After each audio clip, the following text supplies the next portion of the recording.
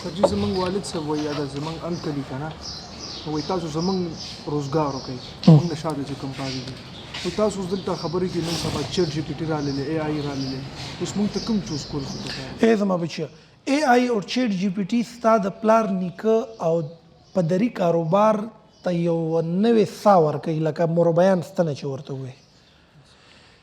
خوش قسمته دی هغه هلک چې په داسې درستخان غټ شو چې د ده تره پلار ماما تجار دی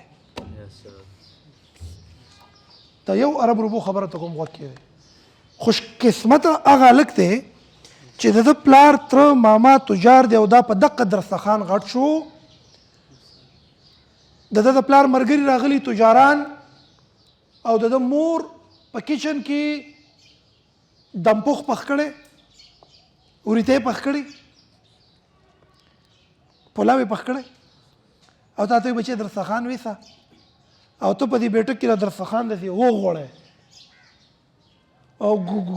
ګلخیدین جي واسکټ جي او جبار جي او پلانې جي په منځ کې لګېرې دوی خبرې کوي اشتا ته غوږ دی او بیا دې مجمع کې خوستې او بیا دې ډوډۍ خورې کړې او بیا دې سلاد خواره کړل او دا جان په خپل منځ کې لګیا دي او تا ورته غوږ دی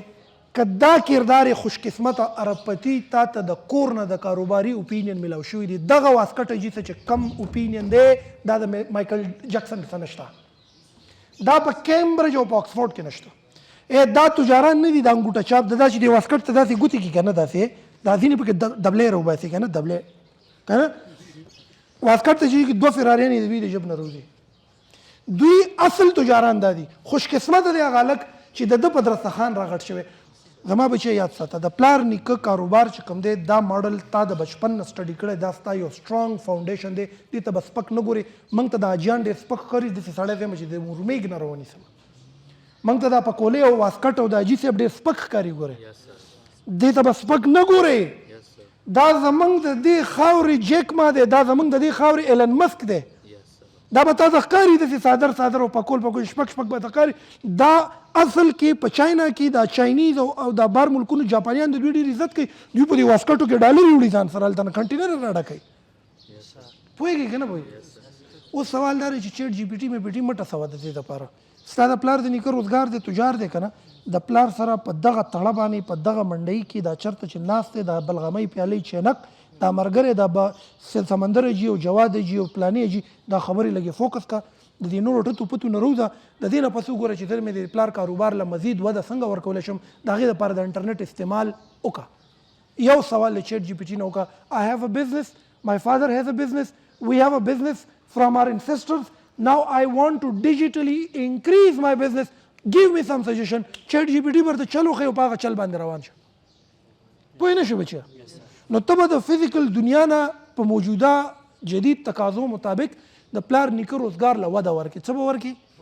دلته یې والکو د آخري خبره کوم بس زم ستړی شوم ښه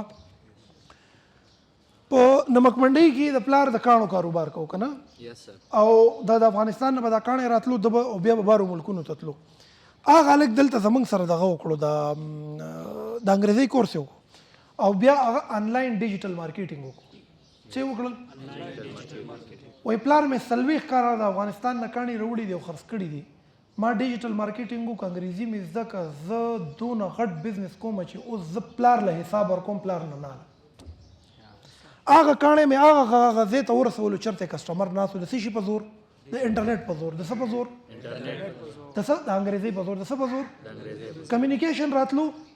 کاڼې مې راواغستو په ټیبل مې کېغوستو لایټونه مې ورته ولګول دا تصویر دا بل شانتي تصویر انټرنیټ ته لاړم جیم سټون بزنس مایند سیټ مې سټډي کو ځان ته مې اجي صاحب ته وکتل چېرې اجي صاحب خو 40 کاله تجربه وایي لاړم د سټور نه مې کاڼي راواغېستل او روا مې ډول اجي صاحب ته چې اجي صاحب دا ټول کاڼي راته بیل کا او په دې مې پوهه کړه چې دا کم شی نه دي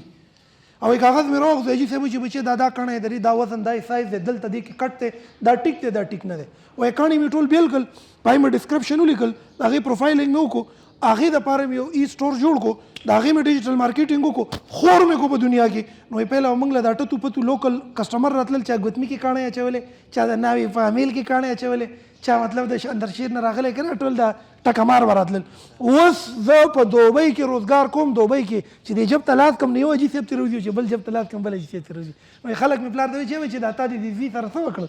هغه حاجیان ډېر بیا موږ له رالل چې دا زموږ بچي هم در واخلی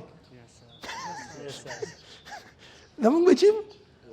موږ پیسو کوو هغه د پلاني بچي دي چې ښایسته روزګار روان کړی دی په موبایل لګیا یو خلکو سره انګریزان راځي دکان ته خلک پروډکټ خرڅوي نو بچیه انټرنیټ راغی دا په اکانومي په بزنس په هیلث په ایجوکیشن د ژوند په هر اړخ باندې راغی پتا ده ته د دې نه کم لیول فایده لې آیا ته نالج لې آیا ته خپل بزنس برابر یا ته خپل بزنس ډیجیټلی پیلاوي ستا خوښه خو خوش قسمت هغه کم چې په داسې درستخان غټ شو چې په کم درستخان تجار ناست دی دغه فزیکل ګراوند تجارت ډیجیټلایز کول د دولت مور ده او دولت به هلته وي چېرته چې پرابلم وي نو کم اجي چې روزګار شته په اندرشیر کې په نمک منډۍ کې په خیبر بازار کې او د کاروبار شته خو دا په ډیجیټل ورلډ نه پوهېږي دا د مارکیټینګ په سټرټجي نه پوهېږي نو دته یو مسله شته د دې مسلې سلوشن ولته ورکړه تا به الله غني کړي تا به الله اجي ته وایې څونه روزګار کې د ورځې به د 15 لکو ته چې دا روزګار د 15 نه 500 تور سم نو بیا نه ما ده څنګه دا خو غټ کار وکړي نو ته چې کله دغه د مسلې حل جوړ کې کنه نو به تاج له مولي عمرې له بده مولي واده بم دله وکي او گاډي بم دله واخلي که تا د غړ وی ګوګانو وسی ګرځي تا د سنروف مشه ګرځي چې د سنروف کې راوته دا واګانې در باندې په دې شي په لاړ شي چې دا ګاډي او سنروف او ویټي په خپل راشي او هغه د مسلې حل له پرابلم سولوشن دی څه دی معنی ولک ته پوهه کوي زه غواړم چې مالدار شم وي نو مل چې ته غواړې چې مالدار شي نو ته په مسلو پسې ګرځه نو د مسلو نه خو موږ تښتو مل ځکه خو خوارې کم سړی چې د چیلنجز پرابلمز پسې ګرځي او د هغې سلوشن ورکوي دا به الله امیرئ د دولت مور سلوشن ده څه دي او سلوشن فری نه دی هغه ټایم غواړي څه غواړي ټیک شو بچه تھینک یو سو مچ السلام علیکم